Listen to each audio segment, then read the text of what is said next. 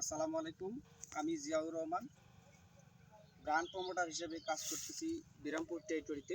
আজকে আমি অবস্থান করতেছি চকরপাড়া নামক এক গ্রামে। আমাদের এই গ্রামের এক আদর্শ ধান চাষি জনাব আব্দুর রাজ্জাক চাচা, যাকে আমি বায়োফ্যাটি প্রোডাক্টটা ডেমো হিসেবে দিয়েছিলাম।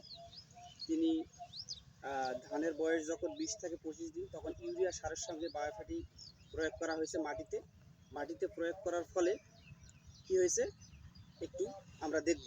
আসেন, মাটিতে প্রয়োগ করার ফলে গাছের যে একটা কুশি বৃদ্ধি আমরা গণবো। এই মুহূর্তে একটু কুশিটা গণেন তো চাচা। 1, 2, 3, 4, 5, 6, 7, 8, 9, 10, 11, 12, 13, 14, 15, 16, 17, 18, 19, 20, 21, 22, 23, 24, 25, 26, 27, 28, 29, 30।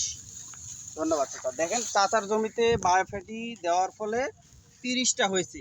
পক্ষান্তরে এই আমাদের পাশে যে জমিটা আছে, এই জমিটাতে বায়োফ্যাটি প্রয়োগ করা হয়নি। তাহলে এই জমির একটা আপনি গোছা একটু গণেন, কয়টা থুর হয়েছে। এই যে এটা গণেন, দেখুন কয়টা হয়েছে। দেখেন, 1, 2, আমরা বায়োফ্যাটি 4, অব্যবহৃত একটা জমিতে 5, গণতেছি, দেখবো আমরা বায়োফ্যাটি না ব্যবহার করে কতটা খুশি হয়েছে।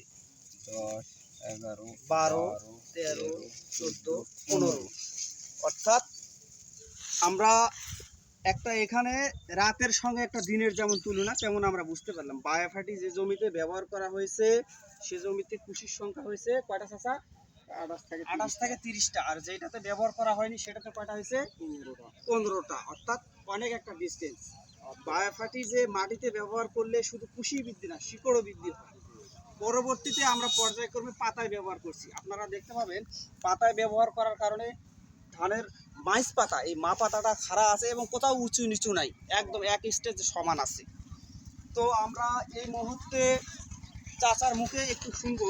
জনাব আব্দুর রাজ্জাক চাচা, তিনি বায়োফ্যাটি ব্যবহার করার ফলে কেমন উপকার পেয়েছে। চাচা আসসালামু আলাইকুম।